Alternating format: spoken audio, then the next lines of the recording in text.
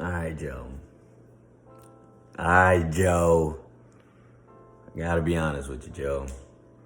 I was angry at you the last two videos I made, but for Joe Schoen to be able to get Sterling Shepard to come back on a restructured deal, Blake Martinez to come back on a restructured deal, and Adoree Jackson's contract.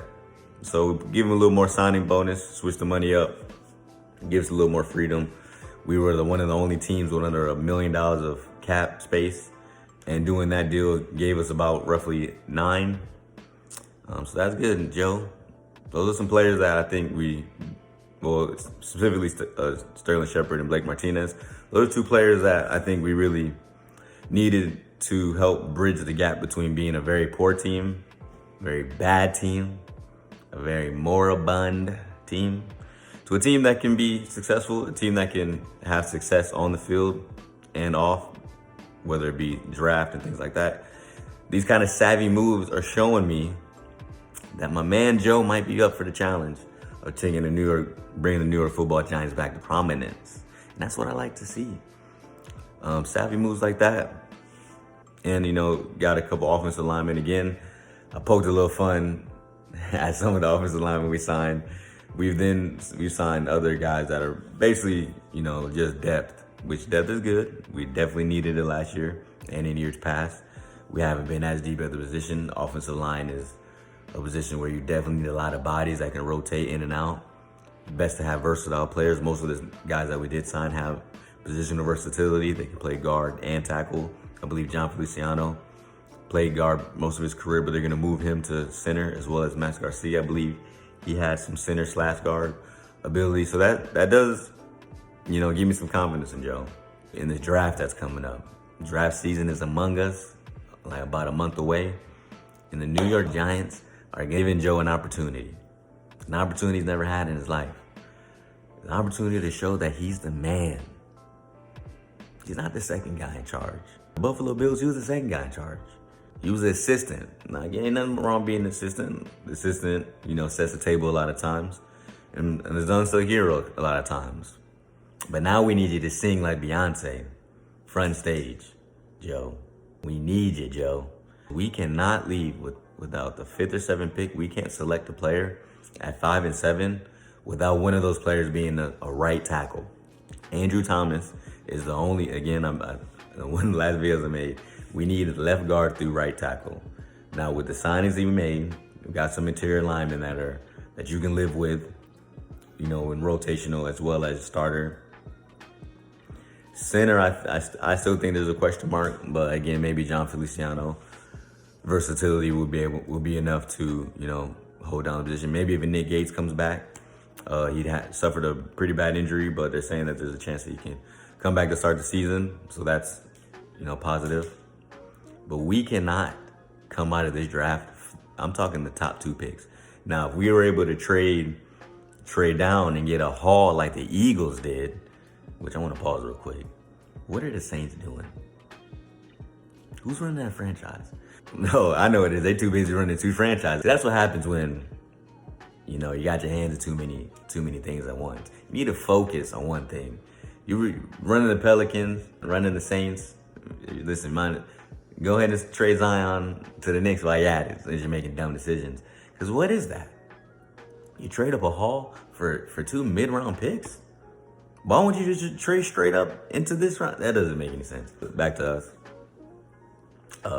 In this draft, at 5 and 7, I've been seeing a couple mock drafts from some prominent teams. I want to say Pro Football Focus had us taking Sauce Gardner at 5, and I believe Dean, the linebacker Dean, I apologize, I can't think of his name at the time. The reason why I can't think of his name, with no disrespect, because he shouldn't be on our draft board, all right? We need a right tackle today. We cannot leave the 5th pick without a right tackle. We can't do it. It wouldn't make sense. We've been getting ran through over and over. Daniel Jones has, he played 30 games. He has 36 fumbles. I had to pause because that doesn't make sense. Last year, the Giants were the worst in efficiency. We scored 15.2 points a game. That is pathetic. The boys in Georgia, they can do that. Come on, man. 15 points a game? That's ridiculous. Should be ashamed of yourself. But again, Joe, who'd you bring in? You brought in your boy Brian Daboll. And I can dig that. I can dig that. Brian Daboll's known for offense, known for moving the ball, known for, high tempo, Josh Allen. And again, I think Daniel Jones does have a little bit of Josh Allen in him with the size, the mobility, big arm. We just didn't use him in ways to show that he can play like that. I'm hoping that Brian Daboll can pull that out. Back to the main point. This NFL draft, what I'm looking at, Evan Neal, Ekwonu, Charles Cross. I'm kind of torn on Charles Cross. And I'll be honest, I haven't watched the tape myself. And his name's Charles, so I'm pretty sure he can play. But at 5 or 7, I've heard from some people I respect say that they think 7's a little bit of a reach. Now, in my opinion, the positional need is so great that I think we at 7, we might need to pick Charles Cross if need be. Now at 5, I wouldn't be mad if we went Kayvon Thibodeaux, because I believe he does have potential to be the number one player in this draft. His comments as of late have been a little tough, saying that he thinks it's crazy that he's not seen as the number 1 player in the draft, based off his ability and numbers and things like that. I mean, I like confidence. You want the young buck to believe in himself. Some of it, you don't want to cross the line of illusion. Not saying that he has. When they was talking about his knowledge on the game, he said there's nothing that a coach can teach him that he doesn't already know. That's not a good look.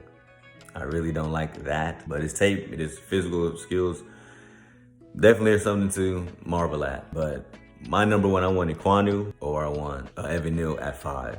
That would be ideal. Because I think both of those two, they seem to be head and shoulders above Cross. And to be honest, I don't even know the next name of the next tackle. So yeah, now again, if at 5, we decide to go maybe a Sauce Gardner. I don't know how much I want to go a cornerback that high. The guy never gave up a touchdown any walk of his life. That is insane. So that being said, it's kind of difficult to say he's just not a player. But I don't know. What I do know is the New York Football Giants cannot exit this draft 5 or 7. 2 players at 5 and 7. One of them have to be a tackle. Have to be. We have to get the offensive line in shape. Whether or not Daniel Jones is our answer going forward, which in my last video, again, one of my last videos I alluded to, I believe the signing of Tyrod Taylor somewhat shows me that the organization isn't fully behind Daniel Jones. But we'll see. More content coming soon. I'm going to get a much more in-depth breakdown of what I want the Giants to do moving forward, what I believe in, and some of the pain that I've endured throughout this stretch. So do me a favor, like and subscribe. Don't hold me like you don't know me. Do me a favor. Share with a buddy. Show me love. I appreciate it.